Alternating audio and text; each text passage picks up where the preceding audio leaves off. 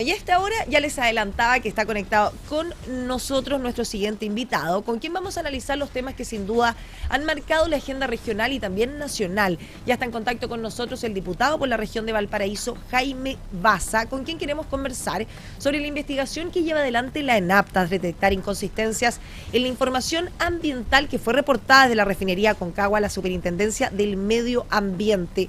Muy buenos días, diputado, ¿cómo está? Bien, bien, ¿cómo está? Buenos días, gracias por el contacto. Gracias a usted por estar con nosotros durante esta mañana. Hablábamos también de esta información, ¿cierto?, que se reveló sobre la ENAP. Se detectaron inconsistencias en la información ambiental que fue reportada. ¿Qué tan grave, diputado, es bajo su punto de vista que la ENAP justamente haya detectado estas eventuales inconsistencias o manipulaciones en los datos ambientales reportados a las autoridades? Mira, por un lado es positivo, por así decirlo, que en ANAP funcionen los mecanismos de control interno. Yo creo que no estamos todavía al tanto de la envergadura de la información que ha sido alterada o modificada. Ciertamente muy preocupante, sobre todo en un contexto en el que se está discutiendo en el Congreso Nacional una reforma al sistema de evaluación ambiental en general, tanto a partir de la ley de esta mega reforma que beneficia a los súper ricos, como de la reforma propiamente tal que se está impulsando, que viene con aprobación ya desde el Senado. Entonces, claro, en un contexto en el que se están relajando los estándares medioambientales, en el que se habla desde el gobierno de la necesidad de agilizar la inversión, este tipo de alertas dan cuenta de que no es posible simplemente relajar los estándares cuando no hay mecanismos de control efectivos, ya no solo por parte del Estado, sino que ahora lo vemos también por parte de las empresas. Es muy preocupante que esté en el aire, ¿verdad?, esta manipulación de datos ambientales, pero también al mismo tiempo me deja tranquilo que ENAP haya reaccionado rápidamente, que haya separado a los funcionarios, los trabajadores involucrados, y que esté públicamente haciendo las investigaciones necesarias para poder dar certeza a la ciudadanía en un área que tiene bastantes agentes contaminantes. Por otro lado, diputado, ¿usted cree que este caso golpea las confianzas precisamente de las comunidades de la comuna de Concón, de Quintero y de Puchuncaví, quienes llevan años, diputado, exigiendo mayor transparencia ambiental y denunciando estos hechos, diciendo que prácticamente se notaba en el aire, ¿cierto?, que esto no era real? ¿Usted cree que golpea finalmente sus confianzas? Yo diría que sí, ciertamente sí. No es correcto que una empresa de esta envergadura, por la importancia que tiene para la economía del país, por el impacto que genera su actividad productiva, por el impacto que tiene la comunidad de Concón, no es razonable que nos estemos enterando de manipulaciones de datos ambientales. La verdad es que yo esperaría el máximo rigor por parte de ENAP. La confianza, así como se pierde, también se puede recuperar, y me parece que es importante que ENAP haga todos los esfuerzos necesarios para recuperar la confianza de la ciudadanía, para transparentar los datos, y que la respuesta del Estado también sea contundente en el sentido de fortalecer los mecanismos de fiscalización. Aquí hay que recordar que el problema no es solamente que ENAP manipule los datos, lo que en sí mismo ya es un gran problema, sino que además los órganos fiscalizadores en general de las instituciones públicas del país, pero especialmente los del medio ambiente, tienen una dotación muy baja. Y el gran problema en general que tenemos con órganos como la Unidad de Análisis Financiero, la Dirección General de Aguas, el Servicio de Impuestos Internos, las seremías, las superintendencias, es que la dotación de fiscalizadores que tiene es muy baja. Tienden a ser 2, 3, 4 por región. Entonces, este tipo de coyunturas también debieran invitarnos a revisar la fortaleza del aparato fiscalizador que tiene el Estado, porque si hay debilidad por parte de las empresas, especialmente de empresas que son agentes contaminantes en sí mismas, eso debiera compensarse con un fortalecimiento en los procesos de fiscalización del órgano estatal. Conversamos a esta hora de la mañana con el diputado Jaime Baza, con quien estamos abordando la manipulación de datos ambientales que se descubrió al interior de la ENAP. Diputado, bajo su punto de vista, ¿qué medidas debería ahora adoptar, por ejemplo, el Estado para poder garantizar que situaciones como esta no vuelvan a repetirse, no solamente en ENAP, sino que también en otras empresas? Como te decía, para mí lo más importante es fortalecer la fiscalización preventiva. Y para eso es clave aumentar la dotación del personal de los órganos fiscalizadores del Estado que trabajan en nuestra región, pero además fortalecer las capacidades técnicas instaladas para poder llevar adelante esas fiscalizaciones. Hoy día los avances tecnológicos son exponenciales, las empresas tienden a tener mucho mejor acceso a tecnología de punta, a la renovación de los equipos, ¿verdad?, etcétera, y los órganos de fiscalización estatal tienden a quedarse un poco rezagados. Entonces yo diría que este tipo de episodios debieran ser un aprendizaje ante la necesidad no de achicar el Estado, como este gobierno de extrema derecha lo sigue instalando, sino que de fortalecer el Estado. Eso no significa en sí mismo que sea más grande o más chico, significa que hay tareas, sobre todo las que están vinculadas con la fiscalización, que tienen que ser fortalecidas.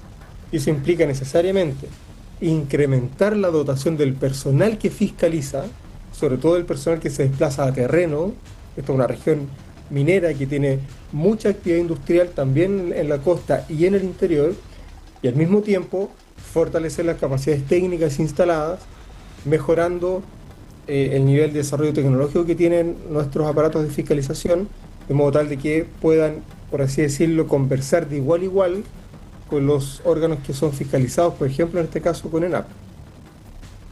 Diputado, lo voy a cambiar completamente de tema, porque sin duda el transporte es una verdadera problemática en nuestra región de Valparaíso, en distintos sectores, ¿cierto?, en distintas comunas, y nos afecta a todos, porque usted presentó un oficio por las denuncias contra el servicio de buses Mirasur, que conecta a las comunas de Casablanca con la comuna de Valparaíso.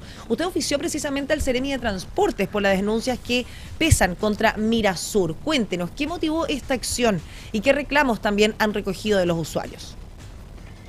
Mira, aquí tenemos un problema que es bien estructural, lamentablemente, en nuestra región, que en este caso concreto afecta a la comuna de Casablanca en particular, pero que si nosotros nos fijamos en cómo funciona el transporte rural, el transporte interurbano en la región, tenemos problemas en la provincia de San Antonio, en los sectores rurales de Viña del Mar, en la forma en que se conecta Colmo, por ejemplo, con el resto de la comuna de Concón.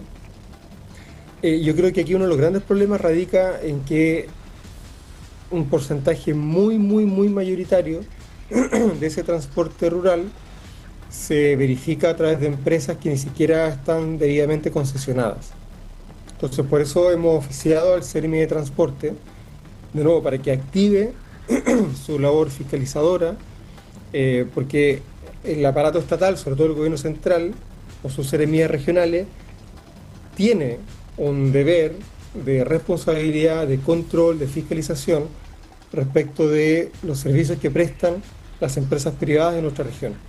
Recordemos que este tipo de servicio de transporte, como el que ofrece Mirasur, permite que muchas familias trabajadoras se desplacen desde Casablanca hacia Valparaíso, hacia Viña del Mar, a estudiar o a trabajar. Diputado, y cuando una empresa unilateralmente... Justo le quería preguntar eso, porque al tratarse prácticamente de que es el único servicio entre las comunas de Casablanca y Valparaíso, ¿usted no cree que existe quizás una situación de vulnerabilidad para los pasajeros que si falla este servicio no tienen otra forma de llegar a la comuna? Es que ese es el problema. Yo creo que ahí está la debilidad estructural que tiene el Estado, porque este es un servicio que el Estado debiera garantizar. Yo diría prestarlo directamente, sobre todo cuando se trata de líneas que no tienen una alta rentabilidad comercial, porque hay una serie de derechos que están asociados a la efectiva prestación del derecho del transporte público.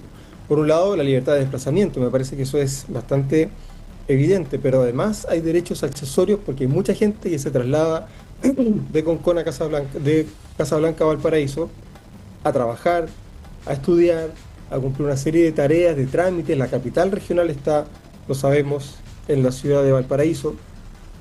Entonces, cuando este tipo de servicios falla mucho más que la simple conectividad territorial entre dos comunas importantes. Falla la forma en la que el aparato estatal responde frente a necesidades vitales de la ciudadanía. Piensa que los principales hospitales de la región están en Viña del Mar y Valparaíso. Entonces, cuando hay emergencias en Casablanca, cuando hay pacientes hospitalizados de Casablanca en Valparaíso, sus familiares se trasladan precisamente en este tipo de transporte porque no hay alternativas económicas, accesibles, masivas. Solo tenemos esta línea de colectivos, ¿verdad?, que transita por la Ruta 68.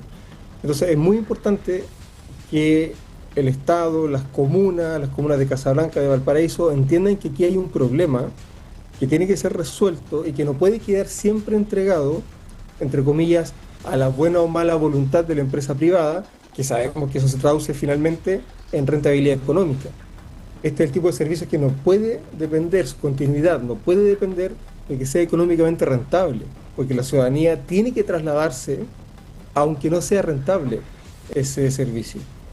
Conversamos a esta hora de la mañana con el diputado Jaime Baza. Diputado, no puedo dejar de preguntarle sobre la acusación constitucional en contra del exministro Nicolás Grau. Especialmente usted, ¿cierto?, que es abogado y conoce el tema, pero a cabalidad. ¿Cómo evalúa usted finalmente esta acusación constitucional presentada contra el exministro? Mira, este es un volador de luces claramente, no tiene ningún fundamento jurídico, porque aquí, si uno lo mirara en términos estrictamente probatorios, cuál es la prueba de una parte y cuál es la prueba de la otra, ambas partes lo que ponen sobre la mesa son sus respectivos informes de finanzas públicas. Y el informe de finanzas públicas del ministro Grau tiene exactamente el mismo valor probatorio que el informe de finanzas públicas del ministro Quirós. Es jurídicamente lo mismo. Entonces no hay ninguna razón para que un informe pese más que otro. Eso en términos estrictamente jurídicos de cómo se valora la prueba en este tipo de procedimientos de infracción constitucional. Luego hay que señalar que aquí no hay una infracción a los mandatos constitucionales. Aquí lo que hay es una diferencia de valoración de supuestos macroeconómicos que el ministro Quirós le imputa al ministro Grau como si fueran faltas. Y aquí es donde queda en evidencia el carácter panfletario de esta acusación constitucional. Porque la política macroeconómica, esto todo el mundo lo sabe, se sostiene en supuestos que no dependen estrictamente de la gestión que pueda hacer un gobierno, porque dependen de la balanza de pagos, depende del tipo de cambio, depende de si se fortalece el dólar con respecto al peso chileno, o si el dólar se debilita respecto de otras monedas extranjeras. Hay una serie, el valor del cobre, ¿verdad? Entonces hay una serie de elementos que no son estrictamente variables que dependan del gobierno, ni de este ni del anterior, y por lo tanto sostener que una diferencia en el informe de finanzas públicas que se sostiene sobre supuestos que no dependen de un gobierno, sostener que de ahí se deriva una infracción constitucional, es una cuestión absolutamente antojadiza, que no tiene ningún sustento jurídico, que no tiene ningún sustento en las políticas macroeconómicas que se vienen desarrollando en el país desde la década del 90. Diputado, y que quizá deja en usted evidencia como... claramente que solo busca tapar el impacto que la reforma que beneficia a los súper ricos va a generar en la capacidad recaudatoria del Estado. ¿Y quizás le preocupa a usted como abogado que este tipo de acusaciones terminen utilizándose finalmente como una herramienta de presión política más que de un control constitucional, que es para lo que son? Mira, yo creo que son herramientas necesarias. Yo creo que es importante que efectivamente el sistema normalice los distintos mecanismos que tiene para equilibrar el poder político entre los órganos del Estado, pero efectivamente no se puede utilizar para pasarle cuentas al gobierno anterior, sea cual sea el gobierno anterior. Porque queda claro que lo que hay detrás de los mecanismos de control constitucional es el resguardo de la Constitución, el respeto a la Constitución.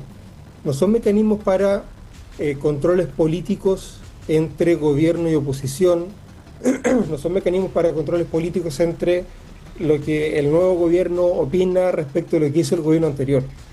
Y desde esa perspectiva, claro, es preocupante que se esté banalizando un mecanismo de control tan importante como la acusación constitucional, especialmente cuando la destitución de un ministro es la última ratio del mecanismo de control. Es el mecanismo de control más extremo, porque supone inhabilitar a un funcionario público durante 5 años para el ejercicio de cargos públicos. Y aquí hay que recordar que Grau es profesor de la Universidad de Chile. Acusarlo significa restar la posibilidad que Grau tiene de trabajar en la universidad. O sea, es de una desproporción, a mi juicio, casi inhumana. Muchas gracias, diputado de nuestra región de Valparaíso, Jaime Baza, por haber estado esta mañana con nosotros en Pura Noticia Matinal. Muchas gracias. Buenos días. Nos vemos en una próxima oportunidad. Que tenga un muy buen día, diputado. 9 de la mañana con 54 minutos.